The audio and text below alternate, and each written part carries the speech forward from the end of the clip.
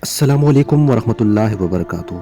नाज़रीन किराम, कुरान अल्लाह ताला का एक मौजज़ा है और अल्लाह ताला ने इंसान को इसी मौजज़े की बिना पर इतनी सलाहियत दी हुई है कि वो कुरान को अच्छी तरह से हिफ़्ज़ कर सके। लेकिन आज की वीडियो में हम आपको एक ऐसे बच्चे से मिलाने वाले हैं जो कि हाफिज़ हैं, लेकिन वो हाफिज़ कुरान के भी हैं और हदीस के भी हैं। तो वीडियो आप आगे मुलाहिज़ा कर सकते हैं कि कैसे ये बच्चा हदीस को याद करता है और फिर उनसे कुछ सवालात किए जाते हैं और उन सवालात का वो कैसे उम्दा तरीके से जवाबात देता है और उनसे मुख्तलिफ़ किस्म की अहादीस सुनी जाती हैं और उनसे पूछा जाता है कि ये हदीस किसकी रिवायत है, कौन से नंबर का हदीस है। ये बच्चा बड़ी इत्मीनान के साथ इस मौलवी साहब के इन सवालों का जवाब देता है। तो वीडियो आप आगे मुलाहिज़ा कर सकते हैं। अगर आपको ये वीडियो पसंद आई है तो कमेंट में इस्लाम जिंदाबाद ज़रूर लिखिए। अगर चैनल पर नए हैं तो चैनल को ज़रूर सब्सक्राइब कर लें। अस्सलामु अलैकुम वरहमतुल्लाहि वबरकातुहू। عرف بنفسك أيها الحافظ. اسمي جهاد ابن متعب ابن عيسى المالكي. جهاد ابن متعب نعم. المالكي. نعم. جهاد. نعم. ثلاث من كن فيه وجد بهن حلاوة الإيمان. حديث من؟ أنس بن مالك.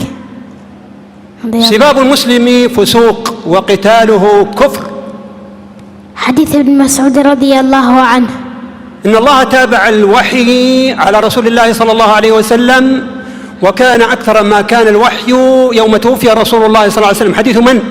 أنس بن مالك. إنه قد قشبني ريحها وأحرقني ذكاؤها.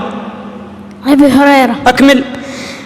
إنه قد قشبني ريحها وأحرقني ذكاؤها فصرف وجهي عن النار فلا يزال يدعو الله فيقول أن لك إن أعطيتك ذلك تسألني غيره فيقول لا وعزتك لا أسألك غيره فيصرف وجهه عن كان رسول النار. الله صلى الله عليه وسلم إذا دخل الخلاء قال اللهم إني أعوذ بك من الخبث والخبائث.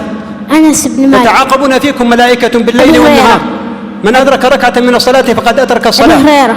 أو لكلكم ثوبان. أبي هريرة. أي مسجد وضع في الأرض أولا؟ أبي ذر. لقنوا موتاكم لا إله إلا الله. حديث من؟ أبي سعيد. عند من؟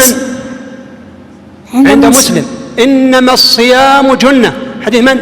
أبي هريرة عند الشيخين. من أراد الحج فليتعجل. حديث من؟ حديث أبي هريرة عند أبي داود. عند من؟ أبي داود. السيد الله. حديث عبد الله بن الشخير. من صححه؟ رجاله ثقات وقد صححه غير واحد واشتباه النسائي وجوده محمد. كل خطبة ليس فيها تشهد. أبي هريرة عند أبي داود. باب ما جاء في خطبة الحاجة. عن ابن مسعود رضي الله عنه قال علمنا رسول الله صلى الله عليه وسلم خطبة الحاجة: إن الحمد لله نحمده ونستعينه ونستغفره ونعوذ بالله من شرور أنفسنا من يهده الله فلا مضل له. كان رسول الله صلى الله عليه وسلم يعالج الوحي. حديث من؟ كان يجد من التنزيل شدة. حديث من؟ كان ابن عباس. ابن عباس. رقم كم؟ هذا الحديث الثالث بعد 500 وألف في جنبنا الصحيح المجلد الرابع. طيب، كان الرسول صلى الله عليه وسلم يأكل القثاء بالرطب. عبد الله بن جعفر عند الشيخين. من صلى البردين دخل الجنة. أبي موسى. الذي بعده؟ أبي ذر. اللي بعده؟ أبي هريرة. اللي بعده؟ أنس. اللي بعده؟ أنس عن رافع بن خديج عن عائشة عن أبي أمامة عن جرير عن أبي هريرة عن ابن عمر. وفي حديث أبي المليح عن علي عن ابن عباس عن ابن عمر عن عبد العزيز بن رفيع. إن حق الشروط أن يوفى بها ما استحللتم به الفروج. حديث من؟ عقبة بن عامر. الذي بعده؟ عائشة اللي بعده أنس الذي بعده ابن عمر الذي بعده. مطل الغني ظلم وإذا أتبع أحدكم على مليء فليتبع. حديث من؟ أبي هريرة عند الشيخين. اللي بعده؟ اللي بعده حذيفة. ألحق الفرائض بأهلها.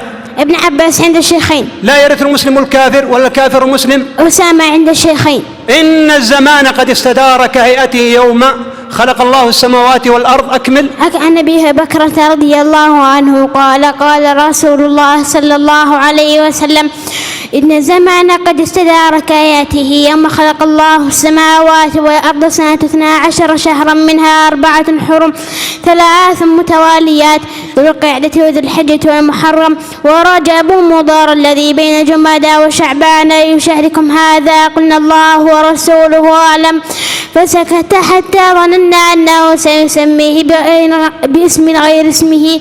قال أليس الحجة قلنا بلى.